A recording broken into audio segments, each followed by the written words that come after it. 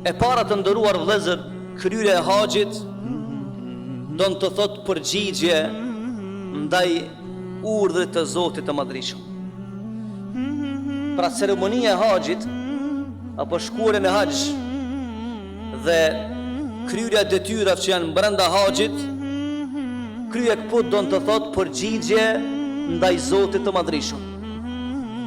Sepse Zoti i Madhreshëm ka thënë në Kur'an: "Wa adhan fi an-nasi bil hajj", dhe thirrë njerëzit që të vinë në haxh.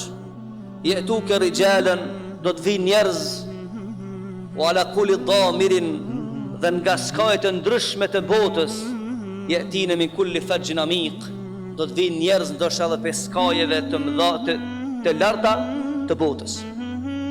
Pra Zoti i Madhreshëm e ka kriju njeriu dhe ka kërkuar për njeriu që njeriu të jetë besnik me Zotin gjatë rrugtimit të tij në jetën e kësaj bote. Zoti i Madhreshëm të ka pas në kujdesje atëherë kur ti nuk e ekziston në jetën e kësaj bote. Dhe kjo është argumenti për mos me elaboru shumë këtë çështje, se ka edhe një botë tjetër të nderuar vëllezër. Për faktin se ti shumë herë i ban pyetje vetës, në qoftë se ki 30 vjet i ban pyetje vetës, ku ke qenë para 30 vite?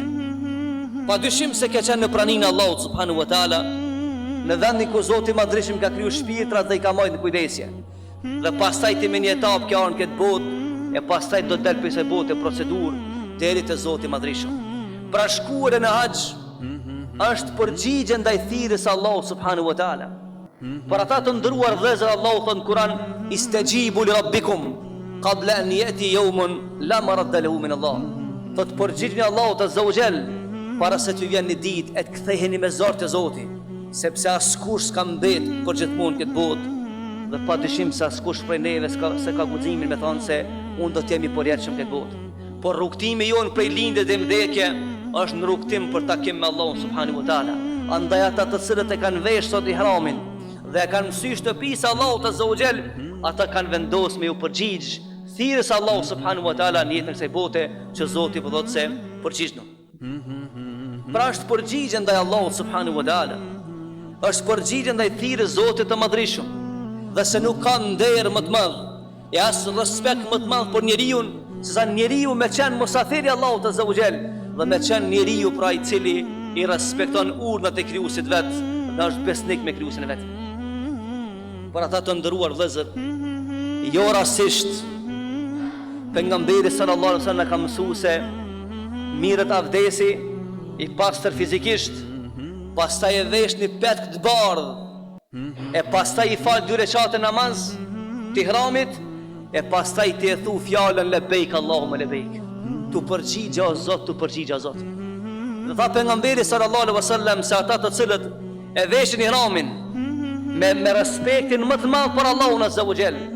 me ndjenjat më të fuqishme për ligjin e Zotit Madhreshëm, dhe tu e kërku mëshirën Allahut subhanahu wa taala, dhe i drejtohen Allahut me këtë fjalë lebejk Allahumma lebejk, tu përgjigja o Zot, tim ke thirrun po vi,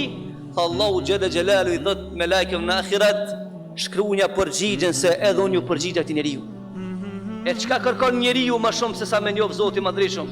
dhe se çka kërkon njeriu në jetën e kësaj bote më shumë se sa me qenë i mëshirueshëm nëse ku del para Allahut azza wa jall, dhe me pas garanci se Zoti ka përsipër, atëherë kur e hudhin në grup, edhe ato që kanë dashur më shumë në jetën e kësaj bote, fëmia vet. Pra i cili ka shku atje, ka shku ju ka përgjigjë Allahu subhanahu wa taala dhe ka kërku pe Allahu xhel xhelalu siguri, dhe me pas përsipër momenti kur ta lanë njerëzit, sepse ai bati pa aft për vetveten e vet, nga se del shpirti pe trupit dhe trupi s'ka vlerë më. Dhe ai pra i thot Allahu xhel xhelalu se o Zot ka marrë tu me kërku besën tane që ti me më siguru, dhe atëherë kur të tjerë pra më hudhin në dhej. Pra kështu është kushti i parë apo çështja e parë, përgjigjen ndaj Zotit Madhreshëm.